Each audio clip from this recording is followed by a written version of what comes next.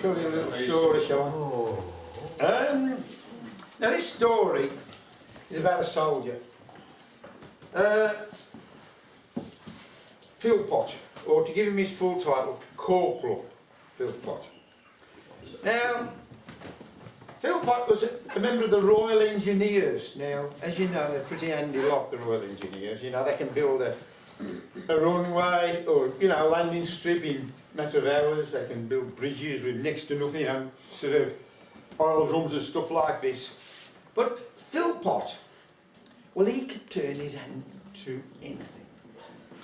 And the British Army made the most of it. But Philpot loved it, you see. He'd always wanted to be a soldier since he was a kid. And he revelled in it, you know. He just really loved the army. But because he was so handy, he hadn't had a day off in 6 months. Well, it was wearing a bit thin, you know, and he wanted to get home to see his girlfriend. Then he managed to wangle a 48-hour pass. Not long, but he'd kind of go and see his girlfriend. It was great. He was just leaving the base when the Sergeant Major yelled across the parade ground at him, "Philpot, you horrible little man, come here, I've got a job for you." Philpot, he waved his ticket, you know, he says, "I've got a 48-hour pass."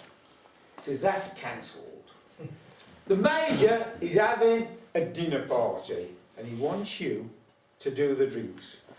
Well, in that instant, Philpot just become totally disillusioned with the army, and especially the officers. In his mind, he saw the face of every officer that had ever given him an order, especially that mealy-mouthed major, you know, and he hated every one of them, he despised them, but he was a soldier and he'd got to do his duty.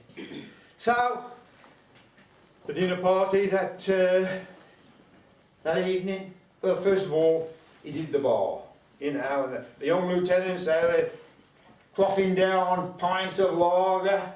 The captain and his cronies were having G&Ts, and it went quite well. Then, for the dinner, he did the wine, and it was going great. And he thought, you know, all I've got to do is get the brandy out. Now I'm finishing off, and I can get away. And he looked at his watch, thought, I can just make the last train. Oh, the joy of it. He was going to be back with his sweetheart that night. Well, he just put in the brandy out when the Major came up to him. He says, "Philpot, it's a bit of a problem." He says, "I forgot to book the after-dinner speaker. I thought you could do it." Philpot says, "Hey, I can't do it, you know." He says, "Look, there's nothing to it. All you got to do is get up and tell them a story." You know. Well, as I say, Philpot got no option. So up he got. And he started, I'll have to have a sip of water, I'm afraid, I'm getting a bit. He started in proper traditional style. Once upon a time, in Arabia, there was a princess. And this princess was very, very beautiful. The trouble was, the princess was very, very sad. The reason for her sadness was that she was very, very, very constipated. Hey, come on, darling. This is a serious medical complaint. You're laughing like that. I mean, the poor princess hadn't done a number 2 in 18 months. Well, you can see why I was unhappy. And because she was unhappy, her father, the king, he was unhappy. And he didn't like to see his daughter unhappy. So he made a proclamation that anyone that could cure his daughter this problem would have half his kingdom and his daughter's hand in marriage. But the king thought, you know, I don't want to embarrass. So, you know, so He also added that anybody who tried and failed would be executed. Then stop. They come with the lotions, the potions, the spells, the charms. The executioner was kept very, very busy.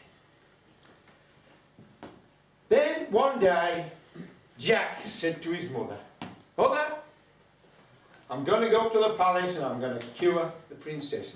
And his mother says, "Oh no, Jack, no. Look, you know what you're like, you know you've got an history of this. I mean, look at all that problems we had the other week with the cow and the beanstalk and everything like that. Everything you do." He says, "No, I'm confident that I can do it."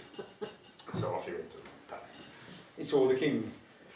And the king said, "Look, Jack, you're a nice lad, but you always get things wrong. And, you know, if you fail, I've got to execute you. And of course, your mum being a widow, you know, I'm going to get bad publicity over this."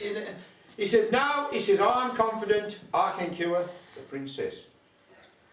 The king says, "Okay." And he says, "But what I need 200 men with shovels." So the king rounded up 200 men with shovels. And Jack took them out into the desert. And he got them to dig a huge hole. And across the hole, he placed a plank. And in the middle of the plank, he placed the princess. And he got all the men to stand round in a circle. He says, "Right, I want you to count to 3. Now I'm going to need you to help with this because I ain't got much of a voice. So let's have it. 1, 2, 3. Well, the wind blew and the sand shimmered as far as the princess's state was concerned. Nothing happened. So Jack says, "Right, we'll do it again, but this time we'll do it louder. Okay? Right? 1, 2, 3. Oh, well, the wind blew and the sand shimmered. And then, oh, the joy. The princess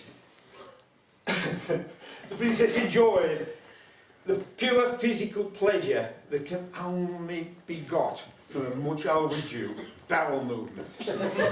So she was happy again. So she was happy, the king was happy, and good to his word, the king gave Jack half his kingdom and his daughter's hand in marriage.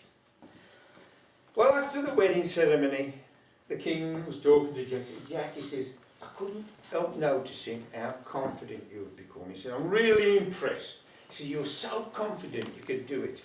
He said, "But tell me, how did you do it?"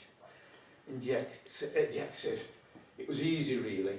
All I had to do was make sure the Philpot was at the bottom of that hole, because everybody shits on him."